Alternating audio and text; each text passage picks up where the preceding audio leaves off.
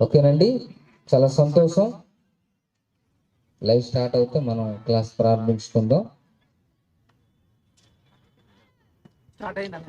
Okay, ప్రభునందు ప్రియమైన వారలారా, మరి విశ్వం దేవుని విద్యాలయము, మరి సిబిటి పాడేరు, సిబిటి అరకు, జేబిసి వారు కలిసి నిర్వహిస్తున్న క్రీస్తు విజ్ఞాన మహాసభల్లో 3వ రోజు మనం వచ్చాము. ఈ 2వ రోజు తరగతుల్లో మరి ఈ 3వ రోజు మార్నింగ్ తరగతుల్లో మనం వచ్చి ఉన్నాం కనుక తరగతులను ప్రారంభించుకుందాం. మరి తరగతులు ప్రారంభమవుతున్న అందరూ వచ్చి మేము స్థలాల్లో కూర్చోండి. డిసిప్లిన్ గా క్లాస్ ప్రారంభమైన తర్వాత ఎవరు ఇటువంటి తిరగండి. మరి ఈ రోజు మనకి మొదటి పాఠాన్ని బోధించడానికి మరి Bible open university India international Visakhapatnam college of Bible technology lecturer Venu అన్న గారు ఉన్నారు కనుక వేణు అన్న గారికి సాధారణంగా ఆహ్వానిస్తున్నాం. అందరూ చప్పట్లు కొట్టి ఆహ్వానించుకుందాం. మొదటి పాఠం చెప్పాలని వేణు అన్న గారికి అవకాశం ఇస్తున్నాం.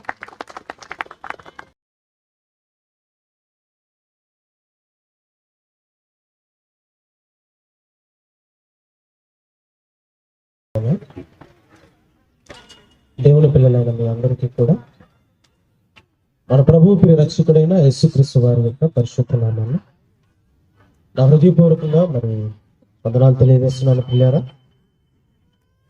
ఈ చివరి దినాన్న ఉదయకాల సమయమందు ఈ యొక్క తరగతికి చేరువచ్చిన మీ అందరూ కూడా ఈ మొదటి సెషన్లో మొదటి పాఠ్యాంశంగా మనం నేర్చుకునబోతుండగా ప్రతి ఒక్కరు కూడా చెప్పబడుతున్నటువంటి ప్రతి ఒక్క మాట మీద మీ యొక్క మనస్సును నిలిపి జాగ్రత్తగా విని ఆలోచించవలసిందిగా ప్రేమతో కోరుతున్నాను. పిల్లలు అందరూ కూడా తలలో ఉంచండి. కళ్ళు మూసుకున్నట్లయితే ప్రార్థన చేసుకుని దేవుని యొక్క వాక్యాన్ని కొద్ది నిమిషాల పాటు కూడా మనం నేర్చుకున్నాం. మహాపరిశుద్ధుడును ప్రేమ కలిగిన మా తండ్రి, ఘనమైన శ్రేష్టమైన మీ నామానికి హృదయపూర్వకంగా వందనాలు చెల్లించుకుంటున్నాము తండ్రి. 3 రోజుల ఈ మహాసభలలో మమ్మల్ని అందరినీ కూడా క్షేమంగా తీసుకుని వచ్చి ఈ చివరి దినమును కూడా ఉన్నతమైన మీ మాటలు ఎన్నో నేర్చుకోగలిగే అవకాశాన్ని, భాగ్యాన్ని మాకందరికీ మీరు అనుగ్రహించిన మీకు కృతజ్ఞతలు తండ్రి. ఈ ఉదయకాల సమయమందు కూడా మీ పిల్లలు ఎంతో ఆసక్తితో నీ మాటలు వినాలని చేరువచ్చి ఉన్నారు. వచ్చినటువంటి మీ పిల్లలను, వారి హృదయాలను తృప్తిపరిచే మాటలను, తమను జాగ్రత్త పరుచుకునే ఆలోచనాత్మకమైనటువంటి సంగతులను కొద్ది నిమిషాల పాటు వినిపించమని కోరుతూ మా ప్రభువును ప్రియరక్షకుడైన యేసుక్రీస్తు వారి పరిశుద్ధ నామాన్న ఈ ప్రార్థన అడిగి వేడుకుంటున్నాం తండ్రి, ఆమేన్. ప్రభునందు ప్రియమైనటువంటి దేవుని వర్లారా, ఇక్కడికి చేరు వచ్చినటువంటి మనం అంతా కూడా, నాకు తెలిసి మ్యాక్సిమం అందరూ కూడా క్రైస్తవులనే నేను అనుకుంటున్నాను. అందరూ కూడా క్రైస్తవులనే. క్రైస్తవులు కానీ ఇతర సహోదరులు ఎవరైనా ఉన్నారా? ఉంటే ఒకసారి చేతులు పైకెత్తండి. ఎవరు లేరు కదా? చాలా సంతోషం. ప్రియులారా, ఈరోజు క్రైస్తవులుగా మారినటువంటి మనకున్నటువంటి రక్షణ, మన ప్రభు అయిన యేసుక్రీస్తు వారు తన్ను ప్రేమించిన వారందరికీ కూడా ఈ ప్రపంచంలో ఏ మనిషి ఇవ్వనటువంటి మహా గొప్ప భాగ్యాన్ని తన్ను ప్రేమించి, తన్ను అనుసరించి, తను సురక్షకుడుగా స్వీకరించినటువంటి ప్రతి ఒక్కరికి కూడా గొప్ప మహారక్షణ భాగ్యాన్ని కన్నతండ్రి అనే దేవుడు మన ప్రభు అయిన యేసుక్రీస్తు వారి ద్వారా మనకందరికీ కూడా అనుగ్రహించాడు. పిల్లరా, ఈరోజు ఇక్కడ కూర్చున్నటువంటి మనమంతా కూడా మన ప్రభువారు మనకి ప్రసాదించినటువంటి ఆ రక్షణను పొందుకున్నటువంటి వారమే. ఇందులో బాప్తీసం తీసుకున్న వాళ్ళు ఎంతమంది ఉన్నారు? ఒకసారి చేతులు పైకెత్తుతారా? ఆల్మోస్ట్ అందరూ కూడా బాప్తీసం తీసుకున్న వాళ్ళే. చాలా సంతోషం. బాప్తీసం తీసుకొని దేవుని యొక్క రక్షణలో ఉన్నటువంటి మనం అంతా కూడా ఈరోజు ఒక విషయంలో చాలా జాగ్రత్త పడాలి. ఏంటా జాగ్రత్త? ఆ విషయంలో మనం జాగ్రత్త తీసుకుంటున్నామా లేదా మన ద్వారా ఏవైనా పొరపాటులు తప్పిదాలు ఏవైనా జరుగుతున్నాయా అనేది ఏ ఒక్కరో మనల్ని వేలెత్తి చూపించే దానికంటే క్రీస్తు యొక్క రక్షణలో ఉన్నటువంటి మనం, పౌలు గారు చెప్పినట్టు, మనకున్నటువంటి ఆత్మీయ స్థితిని, ఎదుగుదలను మనలను మనమే పరీక్షించుకోవాలి. అప్పుడు ఇతరులను బట్టి కాకుండా మన స్టాండర్డ్ ఏంటనేది మనకు తెలుస్తుంది. మన యొక్క విశ్వాస జీవితంలో ఎదుటి వ్యక్తి మనల్ని వేలెత్తి చూపించే స్థాయికి ఎప్పుడు కూడా మనం దిగజారకూడదు. అలాంటి పరిస్థితుల్లో ఒకవేళ ఎవరైనా ఉన్నారా లేదని అనేది ఈరోజు చాలా జాగ్రత్తగా మనం కొద్ది నిమిషాల పాటు ఈ మొదటి తరగతిలో మీకు కొన్ని ప్రాముఖ్యమైన విషయాలు చెప్పి నేను ముగిస్తాను. ఈరోజు రక్షణలు అనుకున్నటువంటి మనం అంతా కూడా ఇందులో క్రైస్తవులుగా మారిన నాటి నుంచి ఈరోజు ఈ 3వ రోజు సభకి వచ్చినంత వరకు కూడా, ఇంతవరకు కూడా మనం అంతా కూడా రక్షణలో ఉన్నవారమే. ఇలా ఉన్నటువంటి మనకున్నటువంటి ఎక్స్పీరియన్స్ అంటారు, అనుభవం. అంటే క్రైస్తవ జీవితంలో మనం ఎన్ని సంవత్సరాల అనుభవాన్ని కలిగి ఉన్నాం. క్రైస్తవులుగా మారినటువంటి మనం ఇందులో కొత్తగా బాప్తిసం తీసుకున్న వాళ్ళు ఎవరైనా ఉంటే వాళ్ళకి 1 year ఎక్స్పీరియన్స్ ఉంటుంది క్రిస్టియన్గా, యాజ్ ఏ క్రిస్టియన్గా. బాప్తిస్మం తీసుకోలేనంత వరకు కూడా ఏ వ్యక్తి కూడా క్రైస్తవుడిగా పిలవబడాడు, 100 సంవత్సరాల పాటు దేవుని పరిచర్యలో ఉన్నప్పటికీ కూడా. ఎందుకనంటే క్రీస్తు యేసులోనికి బాప్తిసం తీసుకున్న వారు మాత్రమే క్రీస్తుని ధరించుకున్నవారు అవుతారు.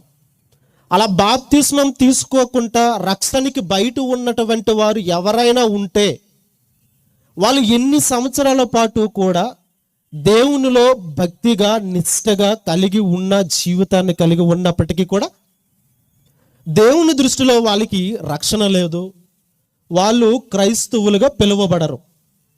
అఫ్కోర్స్ బయట ఉన్నటువంటి వాళ్ళందరి దృష్టిలో కూడా మనం చర్చికి వెళుతున్న వాళ్ళుగా కనిపించవచ్చు, సభలకు వెళుతున్న వాళ్ళుగా కనిపించవచ్చు, బైబిల్ చదువుతున్న వాళ్ళుగా వాళ్ళ దృష్టిలో ఉండొచ్చు.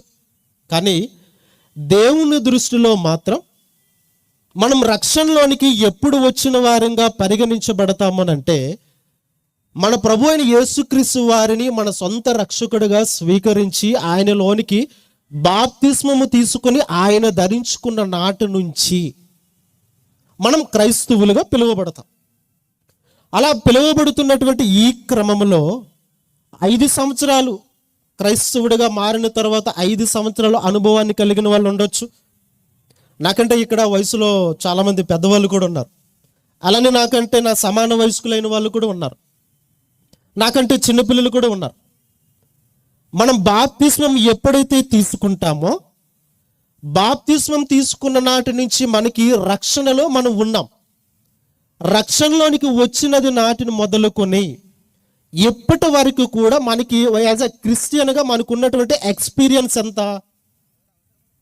అఫ్కోర్స్ మనం చెప్పుకోవచ్చు, నాకైతే సుమారు 15 సంవత్సరాల ఎక్స్పీరియన్స్, అంటే క్రిస్టియన్గా నేను మారి అని ఒకరు చెప్పొచ్చు. ఇంకొంతమంది 10 సంవత్సరాల ఎక్స్పీరియన్స్ చెప్పొచ్చు. ఇంకొంతమంది మేము చిన్ననాటి నుంచి మేము క్రైస్తవులమండి, మా తాతలు ముత్తాతలు మా కుటుంబీకులు అందరూ కూడా మేము క్రైస్తవులమేనండి అని చాలామంది కూడా చెబుతూ ఉంటారు. ఇంకొంతమంది కన్వర్టెడ్ క్రిస్టియన్స్ ఉంటారు, అంటే ఇతర విశ్వాసాలలో నుంచి క్రీస్తును రక్షకుడిగా స్వీకరించి క్రైస్తవ్యంలోనికి వచ్చిన వాళ్ళు, వీళ్ళు కన్వర్టెడ్ క్రిస్టియన్స్ అంటారు వీళ్ళందరినీ కూడా. అయితే ఎప్పుడైతే మనం ఒక క్రైస్తవుడిగా మారామో, క్రైస్తవుడిగా మారిన నాటి నుంచి మన మీద ఒక బాధ్యత అనేది ఉంది అనే సంగతి ఈరోజు మనకి గుర్తు రావాలి ప్రియులారా. ఏంటది?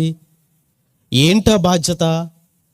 మనం ఎన్ని సంవత్సరాలు బాప్తిసం తీసుకొని పూర్తయింది అంటే ఎంత అనుభవాన్ని మనం క్రైస్తవునిగా కలిగి ఉన్నాం అనేది ఈరోజు మనం జాగ్రత్తగా ఆలోచన చేయగలిగితే ప్రియులారా, అపోస్తులైనటువంటి పౌలు గారు ప్రారంభ కాలంలో తానున్నటువంటి ధర్మశాస్త్రమందు నిష్ట కలిగి యెహోవా దేవుని యందు భయభక్తులు కలిగిన వాడై ఆ దేవునికి వ్యతిరేకంగా కానీ ఆ యొక్క ధర్మశాస్త్రానికి వ్యతిరేకంగా కానీ ఏ ఒక్కరైనటువంటి వాళ్ళు ఏ విధమైనటువంటి బోధలు చేసినా ఆచారాలు పాటించినా కట్టుబాటులను వాళ్ళు ప్రవేశపెట్టిన అపోస్తులైనటువంటి పౌలు గారు ఎట్టి పరిస్థితుల్లో కూడా ఊరుకునే వాళ్ళు కాదు. దానికి ప్రత్యక్ష సాక్ష్యం ప్రారంభ శతాబ్దంలో క్రైస్తవ్యాన్ని హింసించడానికి గల ప్రధానమైన కారణం. అపోస్తులైన పౌలు గారు యూదా గోత్రానికి సంబంధించి, లేదా యూదా గోత్రం బెన్యామీను రెండు కూడా యూదా గోత్రంగా యూదులుగా పిలువబడేవారు. అపోస్తులైన పౌలు గారు బెన్యామీను గోత్రానికి సంబంధించినటువంటి వ్యక్తిగా తనతో పాటు పెరుగుతున్నటువంటి సమాన వయస్కులు అయినటువంటి వాళ్ళందరితో పాటు కూడా ధర్మశాస్త్రంలో చాలా నిష్ట కలిగినటువంటి వ్యక్తి. అతను చాలా భక్తిపరుడు. యెహోవా దేవుడనంటే చాలా భక్తి. ఆ దేవునికి వ్యతిరేకమైనటువంటి బోధలు సమాజంలో ఎవరు చేసినా కూడా తట్టుకోలేనంత కోపం. చివరికి ఆ యొక్క కాలంలో మొదటి శతాబ్ద కాలంలో యేసుక్రీస్తు అన్న ఆయన రావటం, ఆయన తన బోధలను ప్రారంభించడం, క్రైస్తవ్యం అనేది వ్యాప్తి చెందడం, ఈ పరిణామాలన్నీ కూడా అపోస్తులైన పౌలు గారు చూస్తున్నటువంటి క్రమంలో యేసుక్రీస్తు వారు అన్నటువంటి ఈయన బోధలన్నీ కూడా చాలా తేడాగా ఉన్నాయి. మోషే విధించినటువంటి ఒక సున్నతి సంస్కారం, ఇశ్రాయేలీలకి రక్షణ అనేది సున్నతి ద్వారా వచ్చేది. కానీ యేసుక్రీస్తు అన్న ఆయన వచ్చిన తర్వాత రక్షణ అనేది బాప్తిస్మము ద్వారానే వస్తుందనని క్రీస్తు వారి యొక్క బోధలు, అపోస్తుల యొక్క బోధలు. యేసుక్రీస్తు వారి కంటే ముందుగా యెరూషలేము దేవాలయంలో ఆరాధన క్రమం అనేది ఒకటి ఉండేది. కానీ క్రైస్తవ్యం వచ్చిన తర్వాత ఆరాధన క్రమం అనేది మార్చబడింది. వీటంతటినీ కూడా అపోస్తులైనటువంటి పౌలు గారు గమనిస్తున్నారు, చూస్తున్నారు. దీనిని తట్టుకోలేకపోతున్నారు. ఇంకా పౌలు గారు దీనిని సహించలేకపోతున్నారు. ఎవరో యేసు అనే వ్యక్తి అంట, ఈయన వస్తున్నాడు, మోషే ధర్మశాస్త్రానికి వ్యతిరేకంగా బోధలు చేస్తున్నాడు, మోషే ధర్మశాస్త్రానికి వ్యతిరేకంగా ఆరాధనలు చేయాలని చెబుతున్నాడు, ఆయన నియమించినటువంటి రక్షణ ఒకటైతే సున్నతి, ఈయనేమో బాప్తిస్మం అని అంటున్నాడు. ఇక తట్టుకోలేక అప్పటి కాలంలో విస్తరిస్తున్నటువంటి క్రైస్తవ్యాన్ని ఎలాగైనా కూడా అంతమొందించాలనని అపోస్తులైన పౌలు గారు వారిని చంపడమే తనకు ప్రాణాధారంగా భావించి అంత నిష్ట కలిగినటువంటి భక్తిపరుడు పౌలు గారు. ప్రియులారా, క్రైస్తవ్యాన్ని ఎలాగైనా సరే అంతం చెయ్యాలి, వీరిలో ఒక్కరు కూడా బ్రతికి బట్ట కట్టడానికి వీలు లేదు అని ఒక కంకణం కట్టుకొని శాస్త్రులు, పరిచయులు, ప్రధాన యాజకుల దగ్గర ప్రత్యేకమైన స్పెషల్ పర్మిషన్ తీసుకొని క్రైస్తవ్యాన్ని ఎలాగైనా రూపుమాపాలన్నటువంటి ఒక ఉద్దేశంతో ఆయన బయలుదేరాడు. ఒక ప్రాంతానికి వెళ్ళేసరికి క్రీస్తు వారు ప్రత్యక్షమయ్యాడు. ప్రత్యక్షమైన తర్వాత ఆయనకు ఉపదేశం జరిగింది. ఆయన కూడా క్రైస్తవుడిగా మారాడు. క్రైస్తవుడిగా మారిన తర్వాత క్రైస్తవుని యొక్క జీవితం మారిన నాటి నుంచి తన ముగింపు జీవితం వరకు కూడా యాజ్ ఏ ఒక క్రిస్టియన్, ఒక క్రైస్తవుడు ఎలాంటి జీవితాన్ని కలిగి ఉండాలో పౌలు గారు తన యొక్క మొదటి ప్రయాణం, రెండవ ప్రయాణం, మూడవ ప్రయాణం, ఈ 3 ప్రయాణాలలో కూడా ఎన్నో సంఘాలను ఆయన స్థాపించాడు. ఆ యొక్క సంఘాలలో ఎన్నో పత్రికలు ఆయన రాసి పంపించడం అనేది జరిగింది. ప్రియులారా, ఈ క్రమంలోనే అపోస్తులైనటువంటి పౌలు గారు ఫిలిప్పీ పట్టణంలో ఉన్నటువంటి క్రీస్తు సంఘమునకు అక్కడ ఉన్నటువంటి క్రైస్తవులను ఉద్దేశించి, ఆ క్రైస్తవులైన వాళ్ళందరూ కూడా అన్యజనులు. అంతకుముందు ఎప్పుడైతే పౌలు గారి ద్వారా ఈ యొక్క సువార్తమానాన్ని వాళ్ళు విని క్రీస్తును అంగీకరించారో, క్రీస్తును అంగీకరించినటువంటి ప్రతి ఒక్కరు కూడా ఎలా ఉండాలి, ఎలాంటి బాధ్యతను కలిగి ఉండాలి, ఎలాంటి పనులు, కార్యక్రమాలు చేయాలనని ఆ ఫిలిప్పీ పట్టణంలో ఉన్నటువంటి క్రైస్తవులైనటువంటి వారిని ఉద్దేశించి ఒక మాట ఆయన రాస్తున్నారు. ప్రియులారా, ఒకసారి చూద్దాం. ఫిలిప్పీలకు రాసిన పత్రిక 1వ అధ్యాయం 9వ వచనాన్ని చూద్దాం. అపోస్తులైనటువంటి పౌలు గారు ఫిలిప్పీలకు రాసినటువంటి పత్రిక 1వ అధ్యాయం 9-11 వచనాలు కలిపి ఉన్నాయి, చదువుదాం. మీరు శ్రేష్టమైనటువంటి కార్యములను వివేచింపగలవారగుటకు మీ ప్రేమ తెలివితోనూ సకల విధములైనటువంటి అనుభవ జ్ఞానముతోనూ కూడినదై అంతకు అభివృద్ధి పొందువలననియు ఇందువలన దేవునికి మహిమయు స్తోత్రమును కలుగునట్లు మీరు యేసుక్రీస్తు వలనైనటువంటి నీతి ఫలములతో నిండుకొనిన వారై క్రీస్తు దినమునకు నిష్కపటులను నిర్దోషులను కావాలననియు ప్రార్థించుచున్నాను. ఇక్కడ అపోస్తులైన పౌలు గారు క్రైస్తవులుగా మారి విశ్వాస జీవితంలో నానాటికి అభివృద్ధి చెందుతున్నటువంటి ప్రారంభ క్రైస్తవ్యం, ఈ యొక్క ప్రారంభ దినాలలో వారి యొక్క విశ్వాస జీవితాన్ని పౌలు గారు ఉద్దేశించి ఆయన మాట్లాడుతున్నటువంటి మాటలు ప్రియారా, అందరూ కూడా జాగ్రత్తగా వినాలి. ఈ యొక్క ప్రతి ఒక్క మాట ఇక్కడ కూర్చున్నటువంటి ప్రతి ఒక్కరికి కూడా చాలా ప్రాముఖ్యమైనది. ఏ ఒక్కరైనా కూడా మరి ఏమంటారు దాన్ని నెగ్లెక్ట్గా అటు ఇటు చూస్తున్నట్టుగా విన్నారో మీరు మిస్ అయిపోయినట్టే, అశ్రద్ధగా. దయచేసి ప్రతి ఒక్కరు కూడా నేను చెబుతున్న ప్రతి వచనం, ఆ వచనంలో ఉన్నటువంటి ప్రతి అర్థాన్ని కూడా మీరు జాగ్రత్తగా వినండి. ఇది ఎవరిని గూర్చో అని మీరు ఎప్పుడు కూడా భావించొద్దు. మీరు ఎక్కడ ఏ సభకు వెళ్ళినా, ఏ తరగతికి వెళ్ళినా, మీ కాలేజీకి వెళ్ళినా, మీ రీసెర్చ్ సెంటర్కి వెళ్ళినా, ఈరోజు ప్రసంగం ఎవరిది అంటే చండాలంగా నాదే. ఈరోజు ఇక్కడ ప్రకటింపబడుతున్నటువంటి ప్రతి ఒక్క మాట కూడా ఎవరిదో కాదు, ఇది నాకు, ఇది నన్ను ఉద్దేశించే దేవుడు ఈరోజు మాట్లాడుతున్నాడు అని అనుకొని ఇక్కడ సిద్ధ మనసు కలిగిన కూర్చుని ఉంటేనే నీ జీవితానికి ఒక మార్పు, ఒక అర్థం, ఒక పరమార్థం ఉంటుంది. ఇది నాకు కాదు ఈరోజు ప్రసంగం అంతా కూడా ఎవరికో అనుకున్నావు అనుకో, అదే డైలాగు పక్కనోడు కూడా అనుకున్నాడు అనుకో, అదే మాట ఇక్కడ కూర్చున్న వాళ్ళు అందరూ అనుకున్నారు అనుకో, ఎంతకీ ప్రసంగం ఎవరికో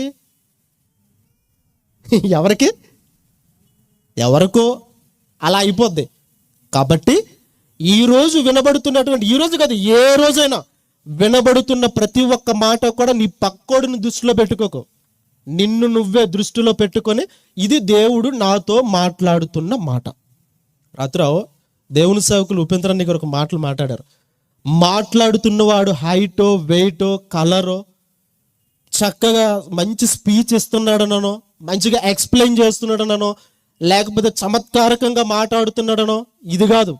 వినబడుతున్నటువంటి మాట దేవుడు ఈరోజు నాతో మాట్లాడుతున్నటువంటి మాట. నీతో ఎందుకు మాట్లాడుతున్నాడంటే నీకు ఏదో చెప్పాలనే దేవుడు నిన్ను ప్రేమించి నిన్ను తీసుకుని వచ్చాడు, కూర్చోబెట్టాడు. దేవునికి సేవకుల ద్వారా నీతో నాతో మనందరితో పాటు మాట్లాడుతున్నాడనే ఒక మంచి ఉద్దేశముతో సిద్ధ మనస్సు అంటారు దీన్ని. అలాంటి మనస్సు కలిగి ఇక్కడ కూర్చుంటేనే ఏదైనా మనం సాటిస్ఫాక్షన్గా ఫీల్ అవ్వగలం, లేకపోతే సాటిస్ఫాక్షన్ ఉండదు. ప్రసంగం అంతా కూడా విన్నాం కదా, అలాగా ఈలోగా ఫోన్ వస్తుంది, ఈలోగా ఒక ఫోన్ తీయడం, ఒక వాట్సాప్ ఓపెన్ చేయడం, లేకపోతే మరొక ఫేస్బుక్ ఓపెన్ చేయడం. ఇక్కడ కూర్చున్న వాళ్ళు ఆల్మోస్ట్ మనకున్నటువంటి అనుభవం ఇదే. ఒకవైపు ప్రసంగం అవుతూ ఉంటుంది, ఇంకొక వైపు వాట్సాప్ ఓపెన్ చేస్తుంటారు. ఒకవైపు ప్రసంగం అవుతుంటే ఇంకొక వైపు ఫేస్బుక్, ఈలోగా మిస్డ్ కాళ్ళు.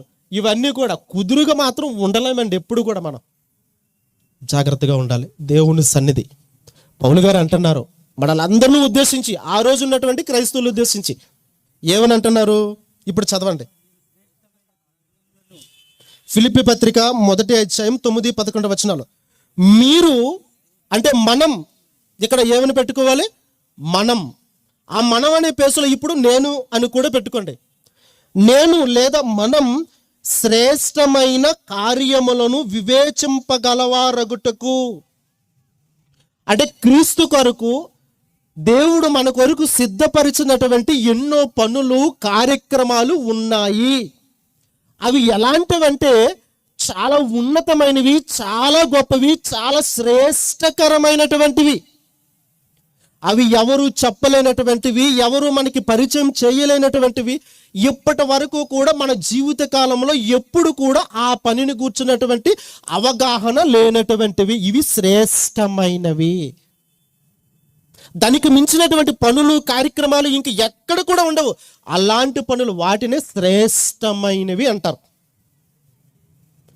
అలాంటివి ఈ శ్రేష్టమైనటువంటివి మీరు శ్రేష్టమైనటువంటి కార్యములను వివేచింపగలవారగుటకు, శ్రేష్టమైనటువంటి కార్యములు, పనులు, కార్యక్రమాలు ఇవన్నీ కూడా మనం తెలుసుకోవాలన్నా, చెప్పాలన్నా, చెయ్యాలన్నా మనము ఒక సిద్ధపాటును కలిగి ఉండాలనని కింద కొన్ని వచనాలు లేదా కొన్ని మాటలు ఆయన రాయించాడు. పిల్లరా, ఏంటి శ్రేష్టమైనటువంటి పనులు, ఏంటి శ్రేష్టమైనటువంటి కార్యములు?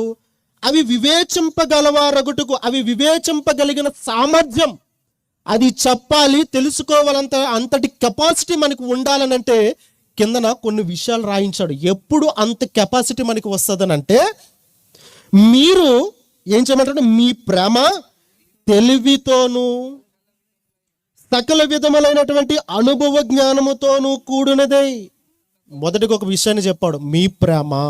అసలు క్రైస్తవుని యొక్క జీవితం మరో పేరేంటి? క్రీస్తుని అనేసరికి ప్రేమ. ప్రేమ. ఈ ప్రేమలో కూడా ఏంటంట, గుడ్డుగా అందరినీ క్రైస్తవులమైనంత మాత్రం గుడ్డుగా ప్రేమించుతామంటే కుదరదు. ఏముండాలంటే ఈ మనం చూపించే ప్రేమలో కూడా తెలివి. తెలివి.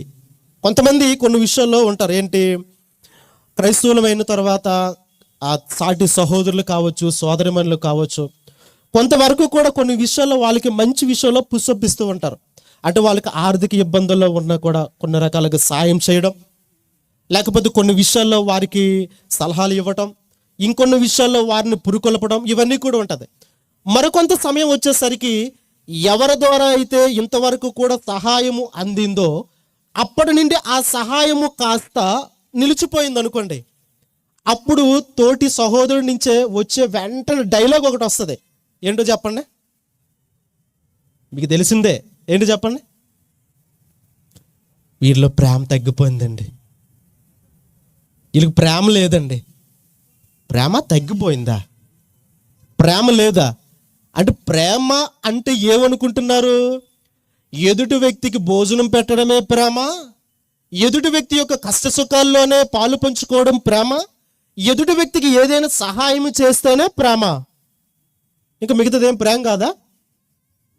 ప్రేమ తగ్గిపోయింది, ప్రేమ లేదు అన్నటువంటి ఈ డైలాగులు ఎప్పుడైనా విన్నారు? పోనీ ఎందుకు మన సహోదరులనే ఎక్కువగా ఇవి ఎప్పుడు కూడా వినబడుతుంటాయి. ఇంతకు ముందున్న ప్రేమ లేదండి, ఇంతకు ముందున్నటువంటి అది లేదండి అని అంటారు. అంటే ఏ విషయంలోనైనా మనకి సహాయం చేస్తేనే ప్రేమ? అంటే ప్రేమ అంటే నీ యొక్క అవసరాలు తీర్చడమే ప్రేమ? నీకు సహాయపడడమే ప్రేమ?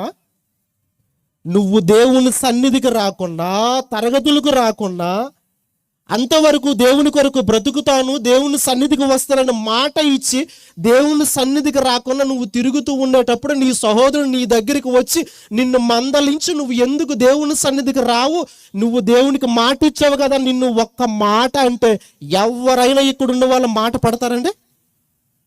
అది ప్రేమ కాదా? ప్రేమ అవునా కాదా చెప్పండి? ప్రేమ ఉండబట్టే కదా ఒకప్పుడు నువ్వు దేవుని సన్నిధికి వచ్చిన నీవు ఈరోజు దేవుని సన్నిధికి రాకుండా నువ్వు వెళ్ళిపోతున్నావంటే, నీ దగ్గరికి వచ్చి మనం దేవుని సన్నిధికి వెళ్ళాలి, తరగతులకు వెళ్ళాలి, కంపల్సరిగా ప్రతి సభకి మనం హాజరవ్వాలని చెబితే ఈరోజు ఆ పని ఉంది, ఈ పని ఉంది, మరి అదేంటి నువ్వు ముందులో మాట ఇచ్చావు కదా అని చెప్పి నిన్ను మందలించాడు అనుకో, నీ మీద ప్రేమ ఉందా, నీ మీద ద్వేషం ఉందా? నీ మీద ప్రేమ ఉంది కాబట్టి నిన్ను దేవుని సన్నిధికి రమ్మని చెప్పడానికి వచ్చాడు. నీ మీద ప్రేమ ఉంది కాబట్టి నిన్ను దేవుని సన్నిధికి రమ్మని నిన్ను మందలిస్తున్నాడు. ఏం మందలించడం ప్రేమ కాదా? కోప్పడడం ప్రేమ కాదా? నిన్ను కొట్టడం ప్రేమ కాదా? ప్రేమ అని అంటే ఒకే కోణంలో చూస్తుందండి ఈ క్రైస్తవ్యం. ఒక మాట అంటే పడని క్రైస్తవ్యం ఈరోజు, ఒక మాట అంటే ఓర్చుకోలేనటువంటి వాళ్ళు ఈరోజు. అంటే వీళ్ళకి ప్రేమ ఏమర్థమైంది అంటే, ఏదైనా ప్రేమగా అన్నయ్య వందనాలు అన్నయ్య, బాగున్నారు అన్నయ్య అని అంటే అమ్మ ఎంత ప్రేమ ఉన్న వాళ్ళు అని అనుకుంటారు. ఏమైనా సహాయం చేస్తే చాలా చాలా ప్రేమ కలిగిన వాడండి. మరి అదే నిన్ను సహవాసానికి రమ్మని లేదా సహవాసానికి రావట్లేదనని, నీ ఆత్మీయ ఎదుగుదల, నీ యొక్క ఉన్నతమైన స్థితి బాగోలేదనని నిన్ను మందలించడమో, నిన్ను కోపపడడమో, లేకపోతే నిన్ను గద్దించడమో, నిన్ను సరిచేసే మాటలు చెప్పడం, అది ప్రేమ కాదా? ప్రేమ కాదా అది? ఏం అర్థమైంది చెప్పండి? అందుకే పౌలు గారు అన్నారు ఏమనని, మీరు శ్రేష్టమైనటువంటి కార్యాలు ఉన్నాయి, పనులు కొన్ని మాత్రమే కాదు, ఇంకా శ్రేష్టమైన ఉన్నాయి. ఆ శ్రేష్టమైనటువంటి ఆ పనులు, కార్యక్రమాలు మీరు వివేచింపగలవారగుటకు ఏం చేయాలో తెలుసా? మీ ప్రేమ ఆ చూపించే ప్రేమలో తెలివి ఉండాలి. అన్ని రకాలైన ప్రేమ ఎప్పుడు ఒకే ప్రేమ చూపిస్తామంటే కుదరదు. పిల్లవాడు చెప్పిన మాట విన్నంత వరకు కూడా వాడికి అన్నీ కొని పెడతాం మనం. అదే మన కడుపును పుట్టిన పిల్లవాడు మన మాట వినలేదు అనుకోండి, ఏం చేస్తుంది తల్లి? ఒక కర్ర తీసుకున్న లెఫ్ట్ రైట్ ఎడా పెడ శుభ్ర బాగుతుంది. ప్రేమ లేదే ఆ తల్లికి? లేదంటావా? ప్రేమ లేదంటామా మనం? ప్రేమ ఉంది కాబట్టి. ఆ ప్రేమ ఏంటి? మొదటి చూపించిన ప్రేమ, నువ్వు చెప్పిన మాట విని దాని ప్రకారం నడుచుకున్నంత వరకు అది ఆ ప్రేమ, అది అప్లై అవుతుంది. సెకండరీ, నువ్వు చెప్పిన మాట వినకుండా నువ్వు తప్పటడుగులు వేస్తూ అప్పుడు బెత్తం పడుతుంది తల్లి తండ్రి. నువ్వు మరలా నిన్ను త్రోవలానికి తీసుకొచ్చినంత వరకు కూడా, చెప్పిన మాట విన్నంత వరకు తట్టులు వేరేలా కొడుతుంది. అది కూడా ప్రేమే. మరి అప్పుడు ఆడు, ముందు మా అమ్మ నన్ను ఏమనేది కదండి, ఇప్పుడు కొట్టేస్తుంది, నా మీద ప్రేమ లేదండి అంటావా? ఏమర్థమైందండి మరి క్రైస్తవ్యానికి బైబిల్? ప్రేమ అంటే అదా? ఇది ప్రేమ కాదా? అందుకే పౌలు గారు అంటున్నారు, మీరు శ్రేష్టమైనటువంటి కార్యములను వివేచింపగలవారగుటకు మీ ప్రేమ తెలివితోనూ, అంతేకాదు సకల విధములైనటువంటి అనుభవ జ్ఞానముతోనూ కూడినదై ఏముండాలంట? సకల విధములైనటువంటి అనుభవ జ్ఞానం. మనకు కొంచెం తెలుస్తూనే మనల్ని ఎవ్వరు పట్టుకోలేరు. మనకి నేర్చుకునేది కొంచెం, నేర్చుకోవాల్సినది కొండంత. అప్పుడప్పుడు అంటారు చూడండి, నీకు తెలిసింది గోరంతా, తెలియనిది కొండంత. అంటే తెలిసిన ఈ గోరంతా, ఈ చిన్నది, ఇది మన దగ్గర ఉంటే ఇంకా మనల్ని ఎవరు కూడా ఇంకా పట్టుకోలేరు. ఇంకా కనుక ఏముంది? తెలుసుకోవలసింది, నేర్చుకోవలసింది ఇంకా కొండంత ఉంది. ఇటు గోరంత దానికే ఎంత అయిపోతుంటే ఇంకా అంత మహాజ్ఞానం ఉంది. సకల విధములైనటువంటి అనుభవ జ్ఞానం అంటే ఏంటో తెలుసా? ప్రతి విషయంలో కూడా దేవుని వాక్యం ప్రకటించలో నువ్వు అనుభవ జ్ఞానిగా నువ్వు మారాలి. దేవుని కొరకు నిందలు అనుభవించడంలో నువ్వు అనుభవజ్ఞుడిగా మారిపోవాలి. దేవుని సభలకు వెళ్ళటంలో నువ్వు అనుభవజ్ఞుడిగా మారిపోవాలి. నిందలు, అవమానాలు, కష్టాలు, కన్నీళ్లు, నువ్వు చూపించే ప్రేమ, నువ్వు ఎదుర్కొన్నటువంటి కష్టాలు, ప్రతీది అనుభవజ్ఞుడని ఎప్పుడంటారండి? కొన్ని విషయాల మీద అవగాహన ఉండి, కొన్ని విషయాల మీద అవగాహన లేకపోతే అనుభవజ్ఞుడు అంటారా? అనుభవజ్ఞుడు అంటారండి? అన్ని విషయముల్లో కూడా మనము అనుభవాన్ని కలిగి ఉంటేనే అనుభవజ్ఞుడు అంటారు, ఎక్స్పీరియన్స్ పర్సన్ అంటారు.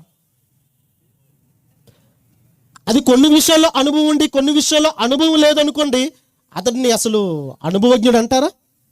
మిడిమిడి జ్ఞానముతో ఉన్నటువంటి వాళ్ళు అంటారు. అలా ఉండకూడదననే క్రీస్తు కోరుకున్నాడు. అలా ఉండకూడదననే అపోస్తులైన పౌలు గారు క్రైస్తవులను ఉద్దేశించి ఈ పత్రికను రాస్తున్నాడు. ప్రియులారా, మీరు సకల విధములైనటువంటి అనుభవ జ్ఞానం, వాక్యం బోధించడంలో ఎక్స్పీరియన్స్ క్యాండిడేట్గా ఉండాలి, వాక్యాన్ని చదవటంలో ఎక్స్పీరియన్స్ ఉండాలి, ప్రార్థన చేయటంలో ఎక్స్పీరియన్స్ ఉండాలి, పాటలు పాడటంలో ఎక్స్పీరియన్స్ ఉండాలి, దేవుని కొరకు ఇవ్వటంలోనూ కష్టపడడంలోనూ ఎవ్రీథింగ్, ప్రతి విషయంలో కూడా నాకు ఇది మాత్రమే వచ్చండి, అది రాదండి, అది క్రైస్తవుని యొక్క జీవితానికి అది కాదు. ప్రియులారా, అన్ని విషయాల్లో కూడా అనుభవ జ్ఞానం, సకల విధములైనటువంటి అనుభవ జ్ఞానముతో కూడినదై అంతకు ఏదైతే మనం నేర్చుకున్నామో అక్కడితో ఆగిపోవద్దు, ఇంకా నేర్చుకోవాల్సింది చాలా ఉంది. అంతకు ఈరోజు ఈ సభలకు వచ్చాం, కొంత వాక్యాన్ని నేర్చుకున్నాం, కొంత మూట అది పట్టుకుని వెళ్ళాం. అక్కడితోనే కాదు, మరొక దినాన మళ్ళీ సభలు జరగచ్చు, మరొక కాలేజీకి వెళ్ళొచ్చు, ఒక రీసెర్చ్ సెంటర్కి వెళ్ళొచ్చు, అక్కడ మరికొంత సంపద, ఆ తర్వాత ఇంకొక రోజు, ఆ తర్వాత ఆరాధనకి, ఆ తర్వాత సభలకి, సువార్తలకి, అంతగా అంత అలా అలా అలా అలా అలా ఏమవుతూ ఉండాలంట? అభివృద్ధి, డెవలప్మెంట్, మన ఆత్మీయ స్థితిలో అభివృద్ధి. అది ఎప్పుడు కూడా ఒక స్థాయిలో ఉండిపోయేది కాదు. అది నానాటికి బాప్తిసం తీసుకున్న నాటి నుంచి మన తుది శ్వాస వరకు కూడా ప్రతి క్రైస్తవుని యొక్క జీవితం ఎక్కడ వేసిన గొంగలి అక్కడే గప్చుప్ అన్నట్టుగా ఉండకూడదు. నానాటికి పుట్టినటువంటి పసిబిడ్డ ఒక దశ, బాల్య దశ ఒక దశ, యవనస్తుడు ఒక దశ, మధ్య వయస్కుడు ఒక దశ, వృద్ధాప్యం ఒక దశ. ఇది ఎలాగైతే నానాటికి ఎదుగుదల వస్తూ ఉంటుందో క్రైస్తవుని యొక్క ఆత్మీయ ఎదుగుదల కూడా అలాగే ఉండాలి ప్రియులారా.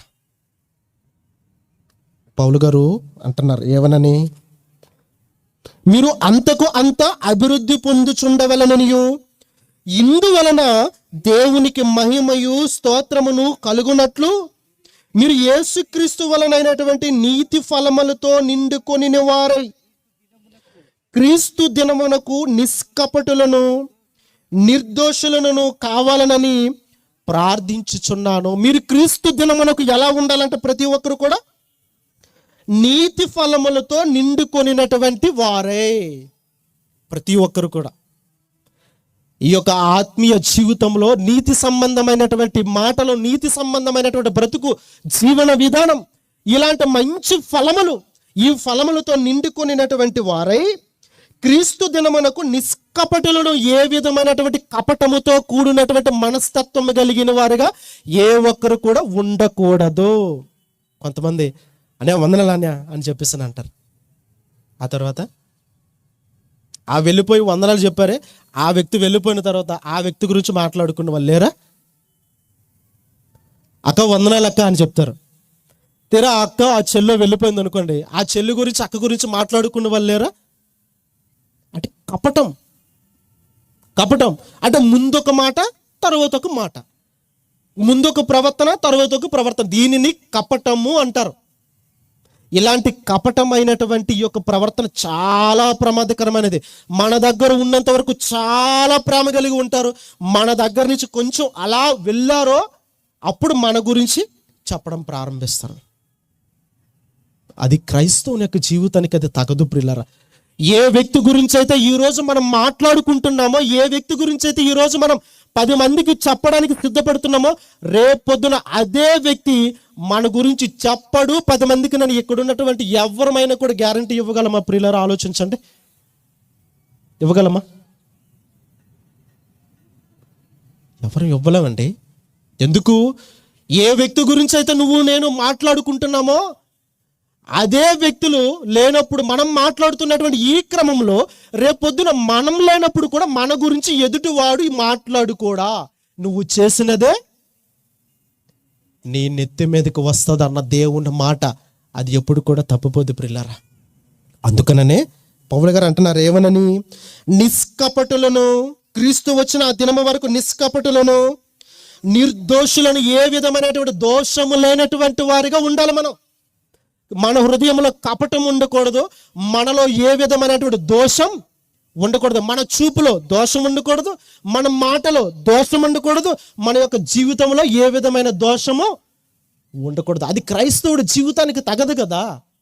అది బాప్తిసం తీసుకోక మునుపు ఆ జీవితం, ఆ బ్రతుకు కపటంగా మాట్లాడతాం, దోచుకుంటాం, దొంగతనాలు చేస్తాం, వ్యభిచారం చేస్తాం, వ్యసనాలకు బానిసలు అవుతాం, లేనిపోని మాటలు చెబుతూ ఉంటాం, కపటమైనటువంటి మనస్సుని కలిగి ఉంటాం.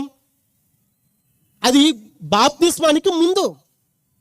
కానీ బాప్తిసం తీసుకున్న తర్వాత, క్రీస్తును స్వరక్షకుడిగా నువ్వు ధరించుకున్న తర్వాత కూడా ఇదే జీవితం మన బ్రతుకులో కనబడితే మనల్ని మనం ఎంత మోసం చేసుకున్న వారం అవుతామో ఒకసారి ఆలోచించండి ప్రియులారా.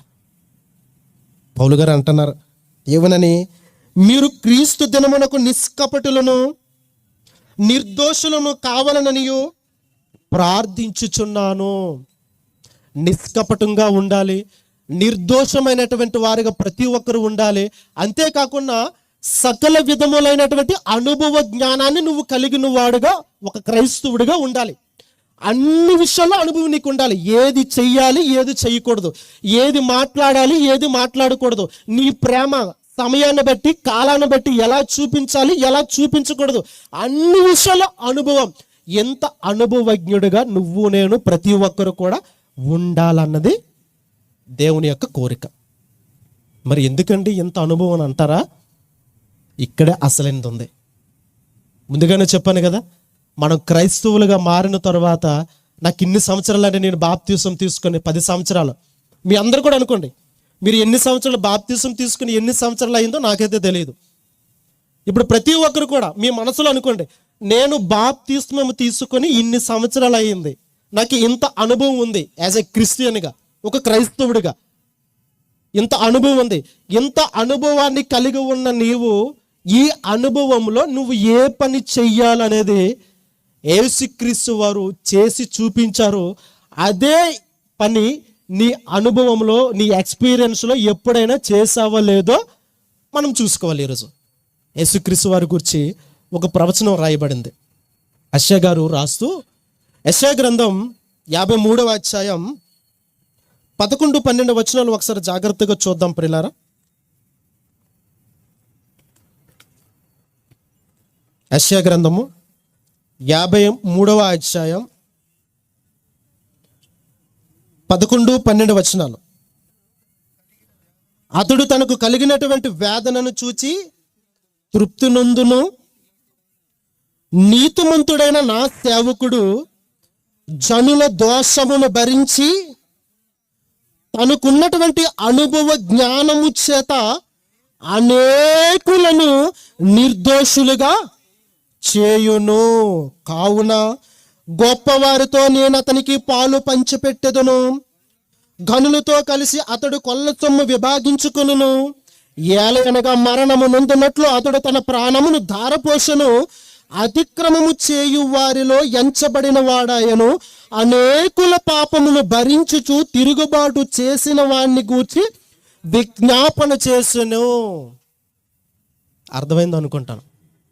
ఈ 2 వచనాలు కూడా ఇప్పుడు నేను జాగ్రత్తగా ఎక్స్ప్లెయిన్ చేస్తాను. ప్రతి ఒక్కరు కూడా జాగ్రత్తగా ఆలోచించండి.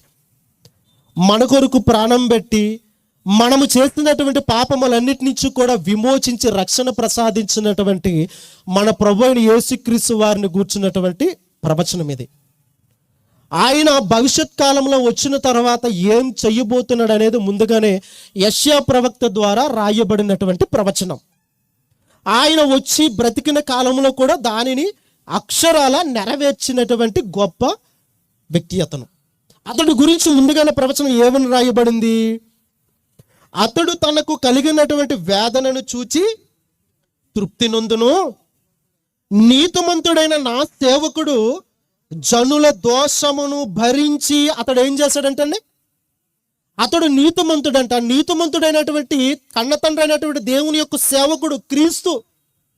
అతడు ఏం చేశాడంట, నీతిమంతుడైన నా సేవకుడు జనుల యొక్క దోషమును భరించి. యేసుక్రీస్తు వారు ఈ లోకానికి ఎందుకు వచ్చారు ప్రియులారా?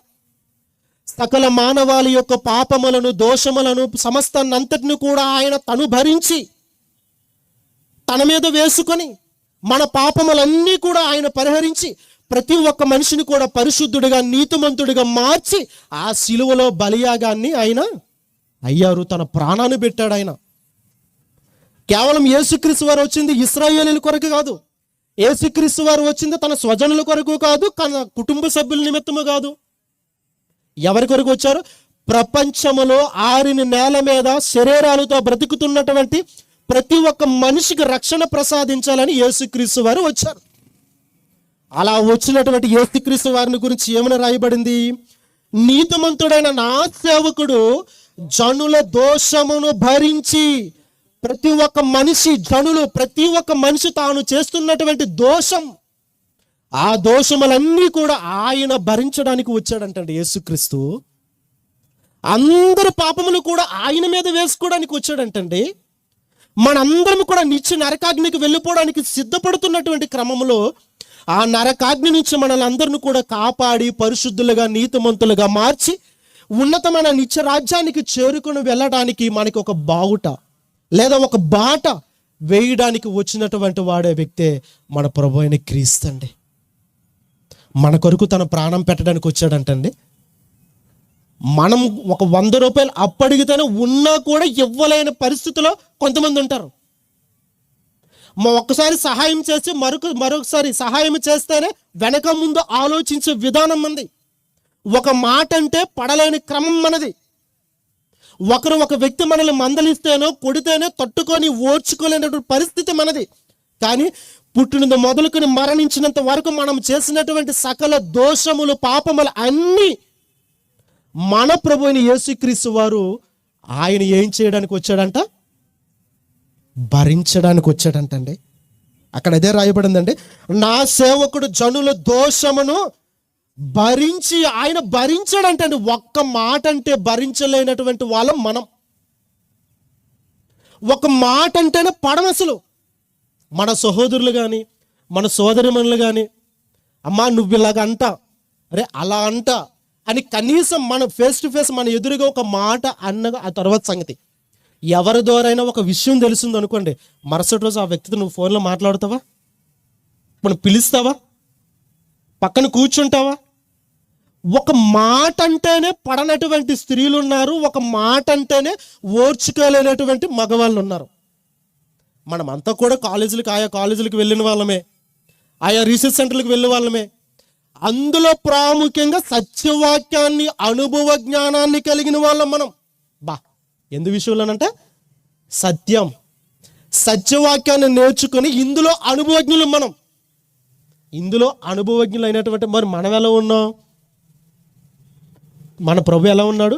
సకల జనుల యొక్క దోషమని ఆయన ఏం చేశాడంట? భరించి భరించి భరించి భరించి చివరికి తన ప్రాణాన్నే పెట్టాడంటండి. మనం ఒక్కసారి అంటేనే భరించలేం. మనం ఎవరు?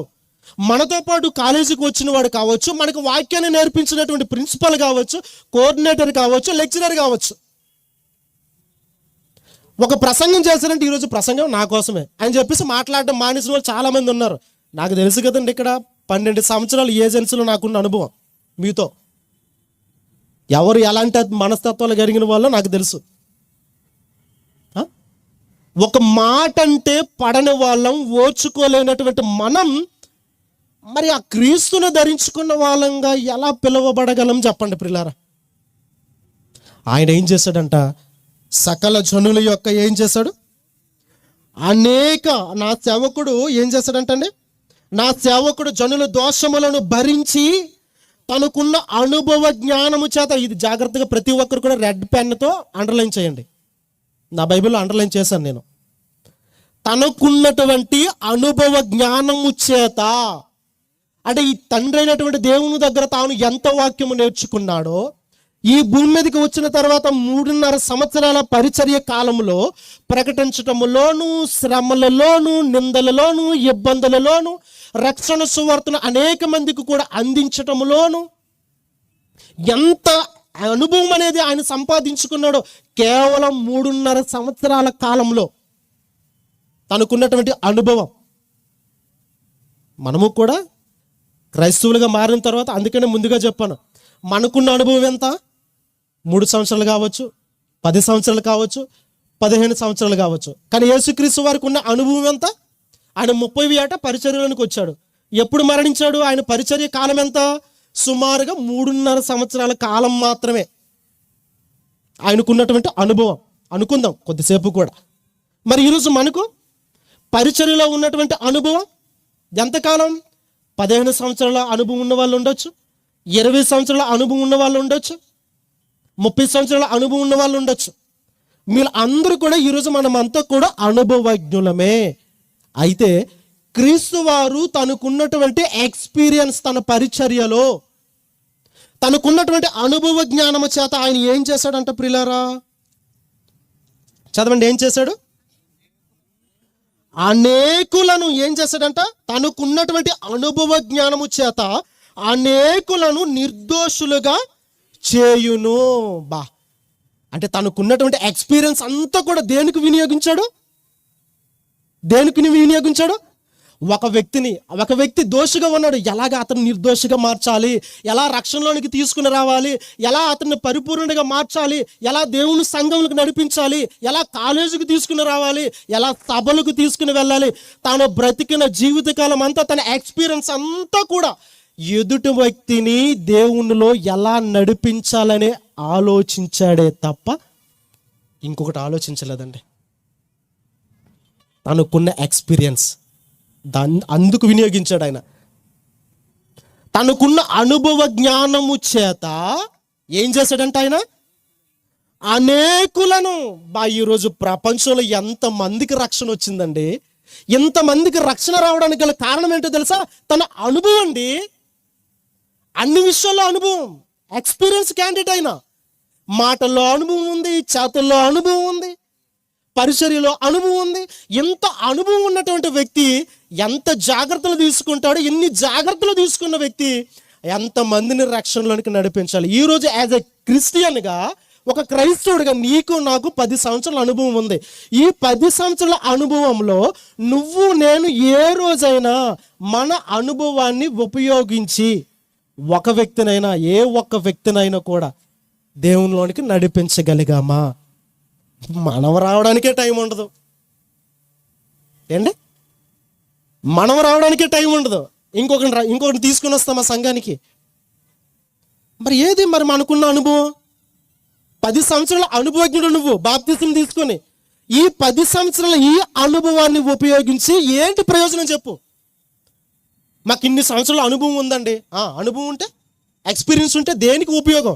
ఏ కంపెనీకి వెళ్ళినా కూడా, ఏ ఉద్యోగానికి వెళ్ళినా కూడా నీకు ఎక్స్పీరియన్స్ ఉందా అని అడుగుతారు. ఎందుకు చెప్పండి? మరలగా కొత్తగా వచ్చిన వాడికి మరలా పనులన్నీ నేర్పించాలి కంపెనీ. వాడితో ఇంకా ప్రాజెక్ట్ అంతా కూడా లేట్ అవుతూ ఉంటుంది. అదే అనుభవజ్ఞుడైన వాడు ఉన్నాడు అనుకోండి, మరలా కొత్తగా నేర్పించవలసిన అవసరత ఉండదు.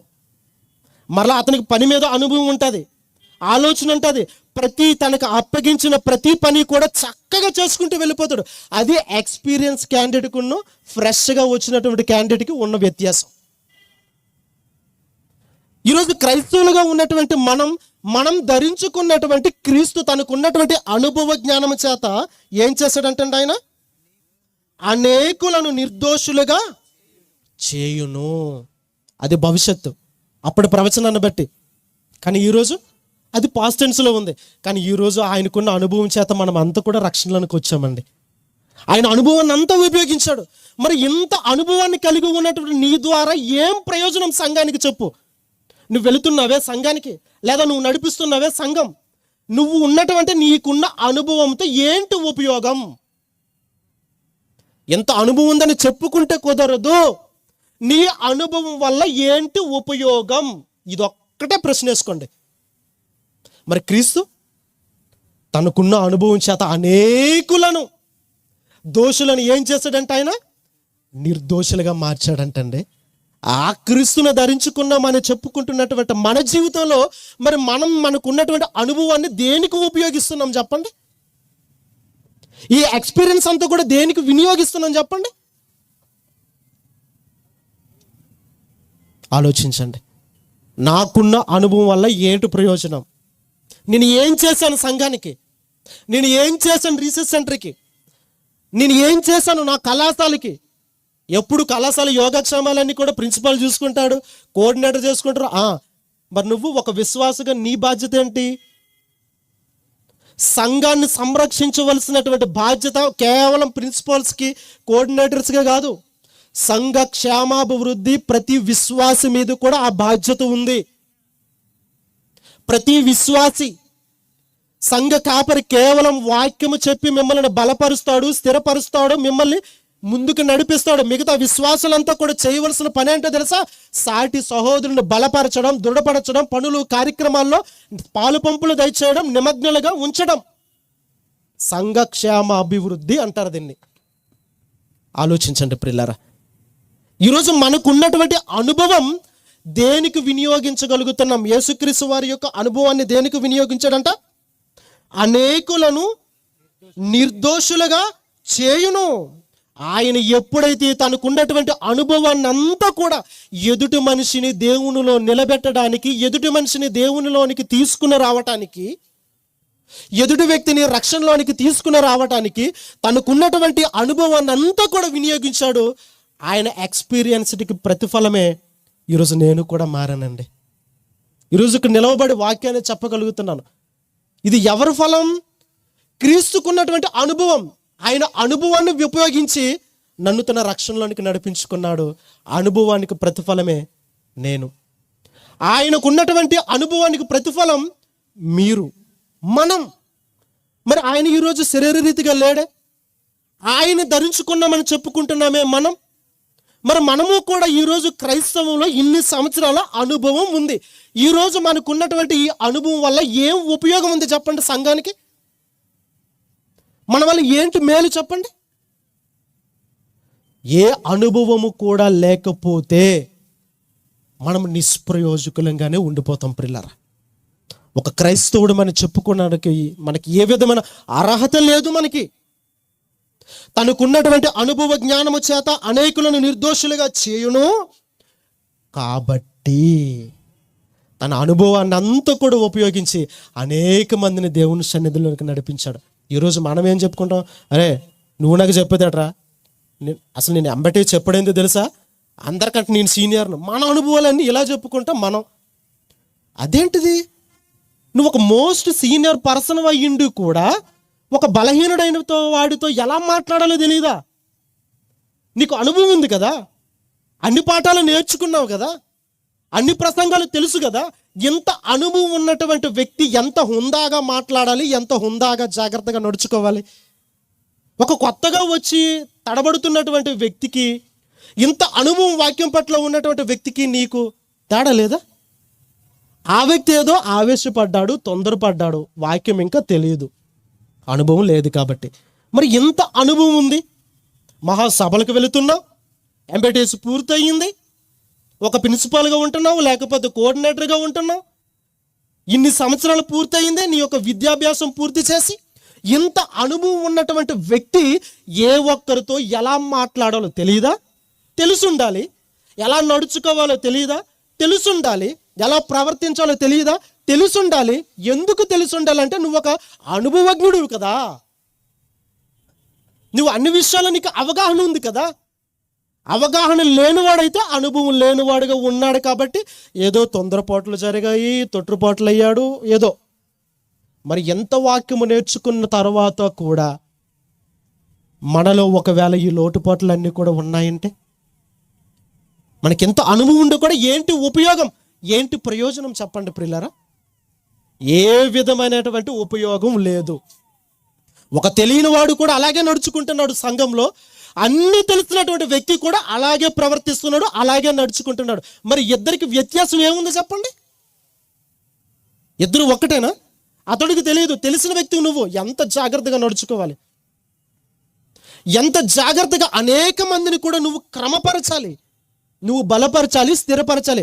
నువ్వే సవ్యంగా సంఘంలో ఉండకపోతే బలహీనుడైనటువంటి ఆ విశ్వాస, ఆ నీ సహోదరుడు, నీ సోదరిమని ఎప్పుడైనా అసలు సంఘానికి వస్తుందా?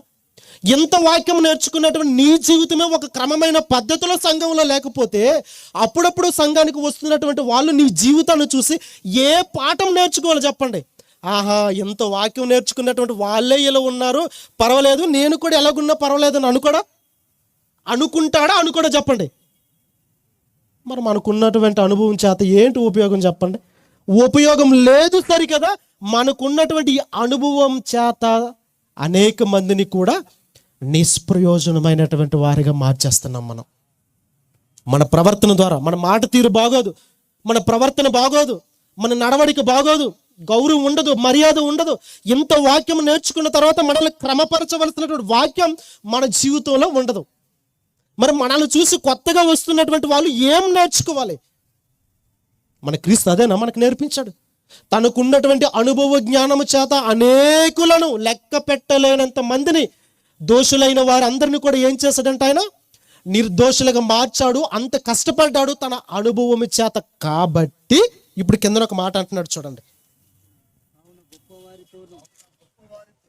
కావున గొప్పవారితో కాబట్టి గొప్పవారితో నేను అతనికి షేర్ ఇస్తాను. నేను ఈ ప్రపంచంలో నా కొరకు బ్రతికిన వారు అంటూ ఈ ప్రపంచంలో ఎవరైనా ఉన్నారనంటే అలాంటి గొప్పవారితో ఆ వ్యక్తికి నేను షేరింగ్ ఇస్తాను. నేను పాలు దయచేస్తాను. నేను గొప్పవారితో నేను అతనికి పాలు పంచిపెట్టేదను. గనులతో కలిసి అతడు కొల్ల సొమ్ము విభాగించుకొనును. గనులతో అనేక మంది గనులైనటువంటి వారితో వాళ్ళందరూ కూడా నేను షేర్ ఇస్తాను. నేను ఎందుకో తెలుసా, తనకున్నటువంటి ఈ అనుభవాన్ని అంతా కూడా వినియోగించి అనేక మందిని సంఘానికి నడిపించాడు, సంఘంలో రక్షణలోనికి నడిపించాడు. తనకున్నటువంటి అనుభవాన్ని అంతా కూడా వినియోగించి అనేక మందిని సంఘంలో స్థిరపరిచాడు. Very good. కాబట్టి అతడికి సంఘంలో ఆదరణ ఉంటుందండి. సంఘ సభ్యులతోనే సంఘ కాపరి కావచ్చు, కళాశాల ప్రిన్సిపాల్ కావచ్చు, కోఆర్డినేటర్ కావచ్చు, ఒక సీనియర్, ఒక లెక్చరర్ కావచ్చు, నడుచుకునే విధానం సరైన పద్ధతిలో నడుచుకోకపోతే ఆ సంఘములో ఆ వ్యక్తికి గౌరవం మర్యాద ఉండదు. మనం చెప్పుకోవచ్చు యాజ్ అ ప్రిన్సిపల్ నేనేనని, నేను చెప్పుకోవచ్చు నాకు ఎంత అనుభవం ఉందనని. కానీ నీ అనుభవాన్ని బట్టి ఎదుటి వ్యక్తి నిన్ను గౌరవించాలన్నా, మర్యాదించాలన్నా, నీకు ఇంకా ప్రేమించాలన్నా, ఇంకేం చేయాలన్నా నీ వ్యక్తిగత ప్రవర్తన మీదే ఆధారపడి ఉంటుందన్న సంగతి గుర్తుంచుకోండి. మనకున్నటువంటి హోదా బట్టి గొప్పగా చెప్పుకోవడం కాదు, మనకున్నటువంటి ఈ హోదా ఏం చేయాలో తెలుసా, అనేక మందిని ఆకట్టుకునేటట్టుగా ఉండాలి. ప్రియులారా, గర్వం రాకూడదు. నాకు అంత తెలుసని చెప్పేసి చిన్నవాడిని చిన్న చూపు చూడడం, వాళ్ళని చులకన చేయడం, ఇది ఎట్టి పరిస్థితుల్లో ఉండకూడదు. ఎస్పెషల్లీ మనకి. మరి ఎంత వాక్యం నేర్చుకున్న తర్వాత ఏం ప్రయోజనం అవుతుంది? అందుకని క్రీస్తు వారు అలా లేరు కాబట్టే ఆయనకి తండ్రి ఎంత గొప్ప స్థానాన్ని ఇచ్చాడంటే, కావున గొప్పవారితో నేను అతనికి పాలు పంచిపెట్టెదను, గనులతో కలిసి అతడు కొల్ల సొమ్ము విభాగించుకొనును. ఎందుకంటే మరణము నొందునట్లు అతడు తన ప్రాణమును ధారపోసెను. అతిక్రమము చేయువారిలో ఎంచబడిన వాడిగా మారాడు. అనేకుల పాపములను భరించుచు తిరుగుబాటు చేసిన వారిని గూర్చి విజ్ఞాపన చేసిన అనేకుల పాపములను ఆయన భరించాడంటండి. ఏంటంటే మన ప్రభువు యేసుక్రీస్తు వారు ఆయనకున్నటువంటి ఏంటంటే ఆ ఎక్స్పీరియన్స్లో అసలు ఇంత గొప్పదనం. అదే క్రీస్తుని ధరించుకున్నటువంటి మన జీవితంలో కూడా ఇంత ఎక్స్పీరియన్స్ ఉందని చెప్పుకుంటున్నాం, కానీ ఈ లక్షణాలు ఏవి లేకపోవడం ఎంత దురదృష్టకరం ప్రియులారా. అందులోకి సత్యవాక్యము నేర్చుకున్నామని, కలిగి ఉన్నామని చెప్పుకుంటున్నటువంటి మన బ్రతుకులు, ఎంత వాక్యం నేర్చుకున్నాం, సహోదరులతో ఎలా నడుచుకుంటున్నాం, ఎంత వాక్యాన్ని కలిగి ఉన్నాం, స్త్రీలతో ఎలాంటి ప్రవర్తన కలిగి ఉన్నాం, ఎంత వాక్యాన్ని కలిగి ఉన్నాం, సంఘంలో మన ప్రవర్తన ఎలా ఉంది, ఏ రోజైనా నా ప్రవర్తన ఎలా ఉందనని ఏ ఒక్కరమైనా ఆలోచించుకున్నామా?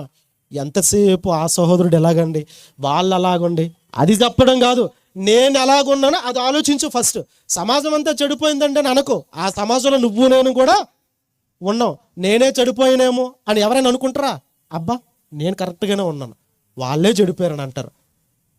వాళ్ళు అన్యజనులైనా ఆ సమాజంలో ఒక నీతి ఉంది, ఒక న్యాయం ఉంది, ఒక ధర్మం ఉంది.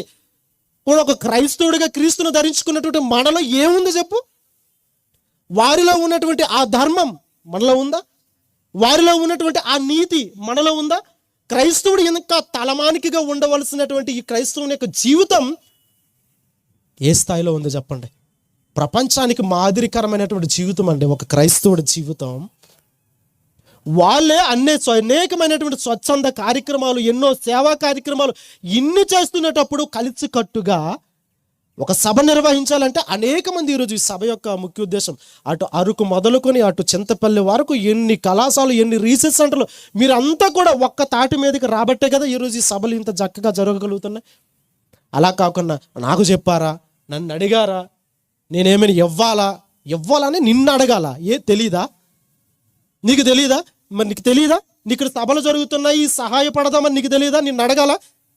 నేను కూడా ఈ సభలలో పాలిభాగస్తుడిని అవ్వాలి అని 10 మంది వచ్చి నిన్ను చెప్పాలా? లేకపోతే నీకు నువ్వుగా తెలుసుకొని ఇది నా పని, దేవుడు నాకు అప్పగించిన బాధ్యత, నాకున్నటువంటి ఈ యొక్క అనుభవం చేతనైనంత సహాయం నేను చెయ్యాలని సంగతి తెలియదా? ఒకరు చెప్పాలేంటండి, అది మన బాధ్యత, మన క్రీస్తు నిర్వర్తించినటువంటి బాధ్యత అది. కానీ ఈరోజు మనం చెప్తే కానీ రాము, పిలిస్తేనే కానీ వచ్చి కూర్చోము. నాకు చెప్పలేదని అలిగేవాళ్ళు కొందరు, నన్ను అడగలేదని అలిగేవాళ్ళు మరికొంతమంది, నాకు సలహాలు తీసుకోలేదని చెప్పేసి అలిగేవాళ్ళు మరికొంతమంది. అంటే ఈ రకమైనటువంటి పద్ధతి అది ఉండకూడదు ప్రియులారా. అది ఉన్నదని కాదు నా ఉద్దేశం. ఇన్ కేస్ ఫ్యూచర్లో ఇలాంటి పరిస్థితులన్నీ కూడా రాకపోతాయా? రావచ్చు. కాబట్టి క్రీస్తు వారే మన జీవితానికి మాదిరికరం అండి. అందుకే ఆయన గురించి ఏమని చెప్పాడు అక్కడ, మరలా చదవండి మాట.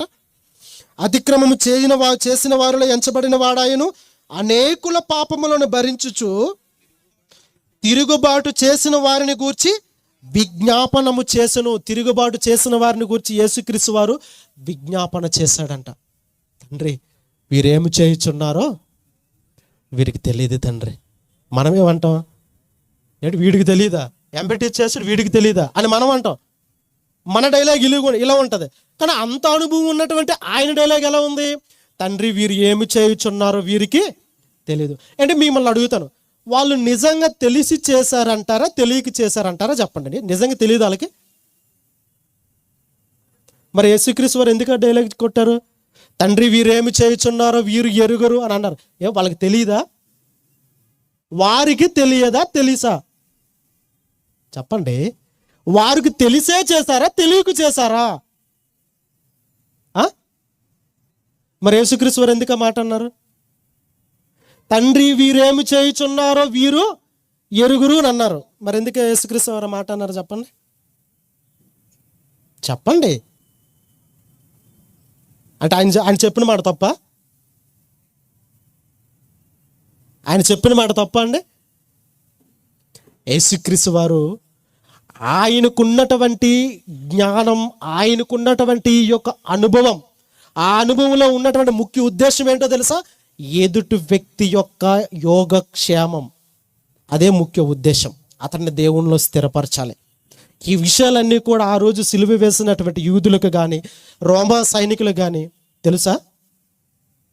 తెలియదు. ఒక దేవుని సేవకుడిని యేసుక్రీస్తు వారు తెలుసా? ఆయన్ని చంపకూడదు, నా ప్రవక్తలను ఏ ఒక్కడు కూడా ముట్టకూడదు, హాని తలపెట్టకూడదని ప్రవక్తల గ్రంథంలో రాయబడినటువంటి మాట వాళ్ళకి తెలుసా? తెలియదు. అందుకే యేసుక్రీస్తు అన్నారు, తండ్రి వీరు ఏమి చేయుచున్నారో వీరు ఎరుగురు. వాళ్ళకి తెలియదు ప్రభా, వాళ్ళకి అనుభవం లేదు. నేను అనుభవజ్ఞుడును, నేను ఇంత గొప్పవాడిని అయ్యాను, ఇంత గొప్పవాడిని అయ్యాను కాబట్టే వాళ్ళందరినీ కూడా నేను క్షమించేస్తున్నాను తండ్రి. మరి మనము కూడా ఇంత గొప్పలం అయ్యాం, 10 సంవత్సరాలు 20 సంవత్సరాలు 30 సంవత్సరాలు అనుభవం ఉంది మనకి.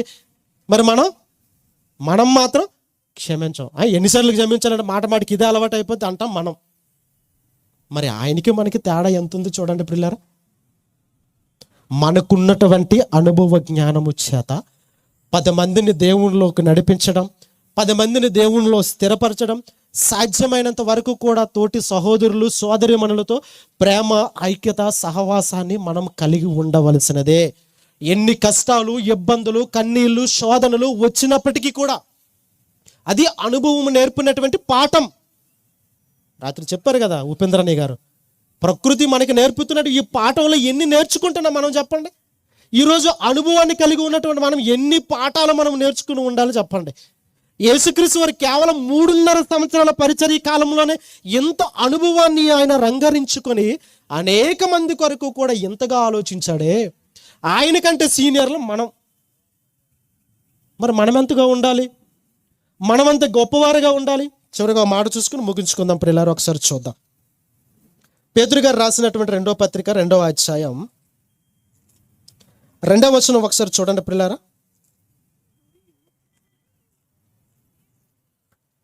పేతురు గారు రాసినటువంటి 2వ పత్రిక 2వ అధ్యాయం 21వ వచనం.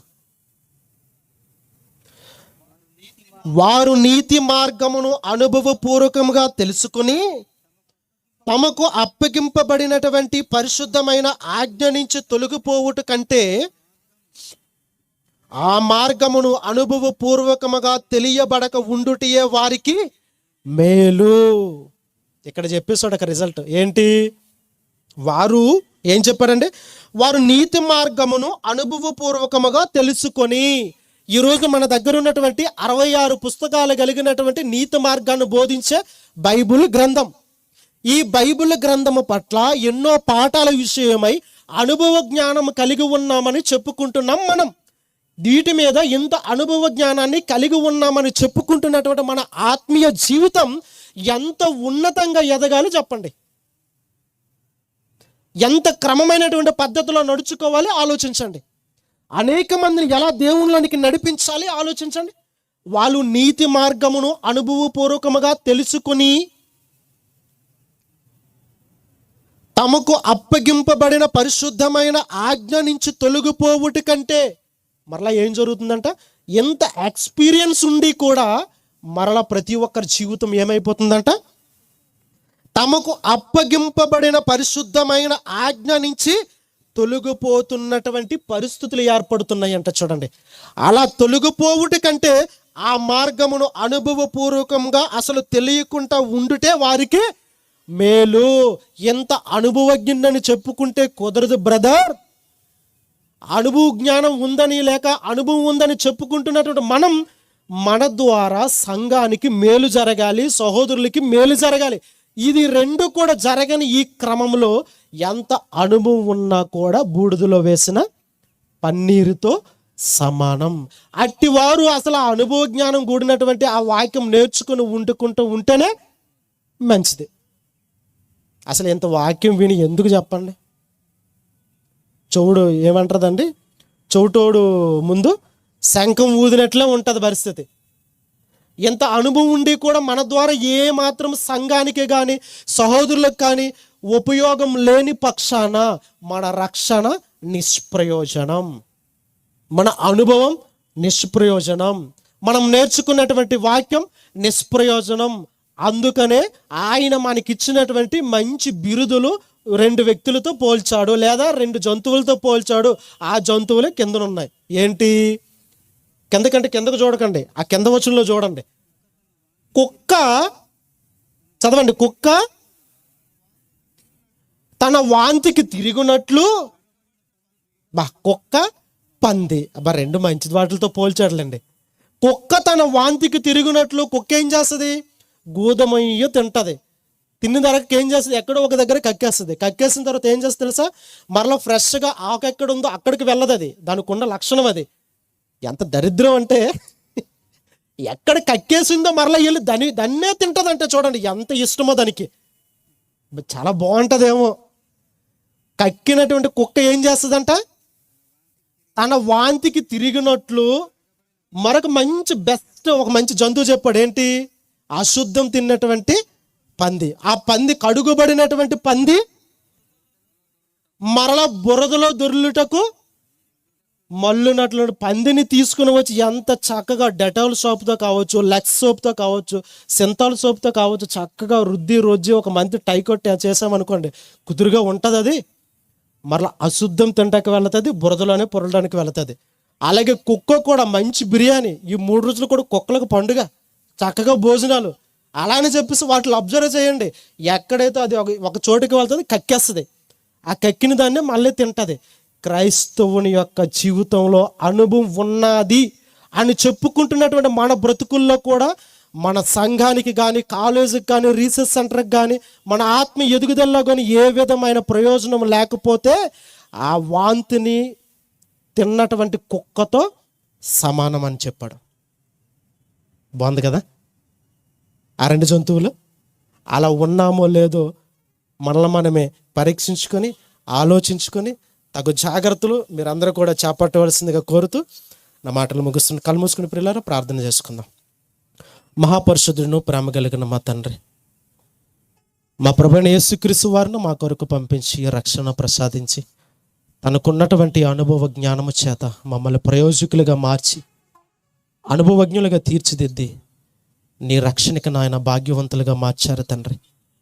అలాగే మేము కూడా మా సహోదరుల కొరకు కష్టపడి శ్రమించి వారిని కూడా నీ రక్షణలోనికి తీసుకుని రాగలుగుటకు మా అనుభవాన్ని అంతా కూడా వినియోగించి ఈ యొక్క సభల ద్వారా మీరు మాకు ఇచ్చిన అనుభవ జ్ఞానాన్ని అంతా కూడా వినియోగించి ఈ పాడేరు పరిసర ప్రాంతాల్లో ఉన్నటువంటి అనేక మందికి నీ రక్షణ ప్రకటించి అనేక మందిని కూడా రక్షణలోకి నడిపించాలనే మాకున్న అనుభవాన్ని అంతా కూడా వినియోగిస్తున్నాం తండ్రి. తగు ప్రతిఫలాన్ని ప్రసాదించమని తర్వాత మాట్లాడిన ఉన్నటువంటి నీ దాసులకు మంచి మెండైన జ్ఞానాన్ని ఆలోచన అనుగ్రహించి నడిపించమని నాయన నీ సేవకులు ఉపేంద్ర అయ్య గారు తనకు మంచి ఆరోగ్యాన్ని ఇచ్చి సాయంత్రం సభ కొరకు సిద్ధపరచమని క్రీస్తు పేరటి ప్రార్థన వేడుకుంటున్నాం తండ్రి.